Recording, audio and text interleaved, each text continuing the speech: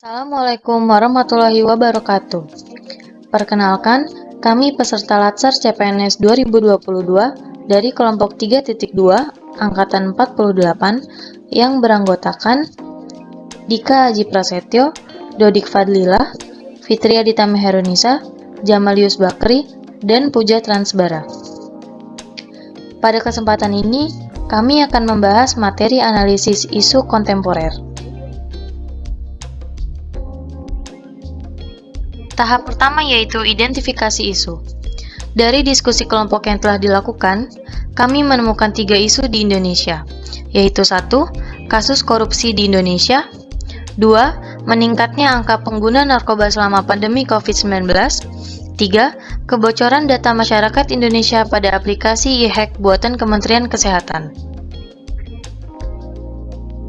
Langkah selanjutnya adalah analisis isu. Kami menggunakan teknik tapisan isu yaitu AKPK atau aktual, kekhalayakan, problematik, dan kelayakan, yang masing-masing isu kita beri nilai dari skala 1 sampai 5. Dari hasil diskusi, ini adalah nilai-nilai yang kami berikan.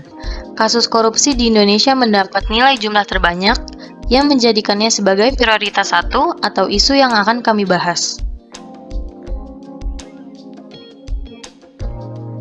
Korupsi. Korupsi adalah penyelewengan atau penyalahgunaan uang negara, yaitu perusahaan, organisasi, yayasan, dan sebagainya untuk keuntungan pribadi atau orang lain. Jenis korupsi.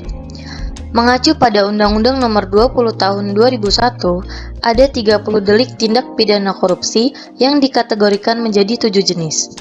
1. Kerugian keuangan negara, 2. Penyuapan, 3. Pemerasan, 4. Penggelapan dalam jabatan, 5. Kecurangan, 6. Benturan kepentingan dalam pengadaan barang dan jasa, dan 7. Gratifikasi.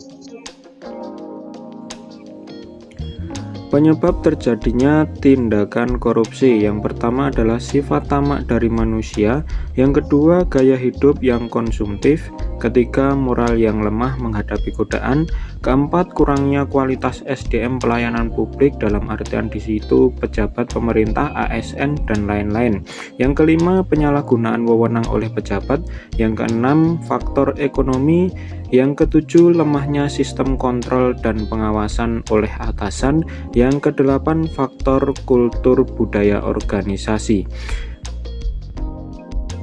Selanjutnya dampak yang terjadi, yaitu 1. Menghancurkan tata kehidupan masyarakat bernegara berbudaya, yang kedua kenaikan harga barang pokok karena monopoli, yang ketiga menghambat pembangunan, yang keempat merusak nama baik pribadi, keluarga, instansi atau lembaga, yang kelima menurunkan tingkat kepercayaan masyarakat, yang keenam meningkatnya angka kriminalitas.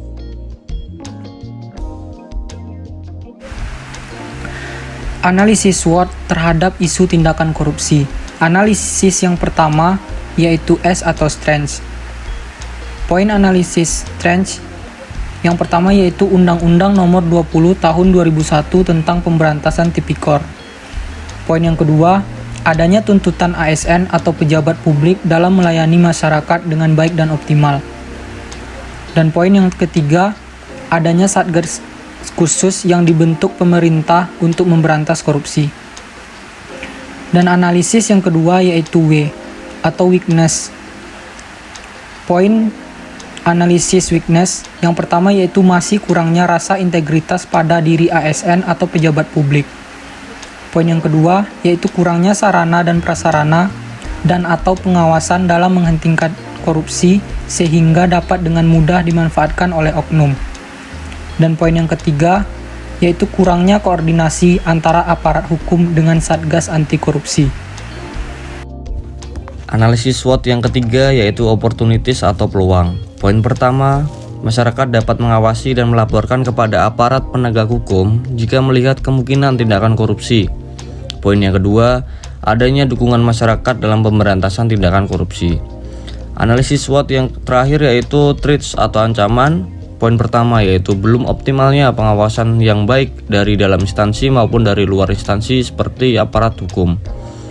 Yang kedua, masih belum sistematis kerjasama antar lembaga terkait dengan penegak hukum. Yang terakhir yaitu masih ada kesenjangan dan rasa iri terhadap instansi lain baik dari segi ekonomi dan wewenang. Penyelesaian isu masalah korupsi. Yang pertama, edukasi masyarakat berupa kampanye anti korupsi. Yang kedua, meningkatkan kualitas pengawasan terhadap pejabat atau ASN dalam hal tindak pidana korupsi. Yang ketiga, meningkatkan kualitas SDM ASN atau pejabat publik.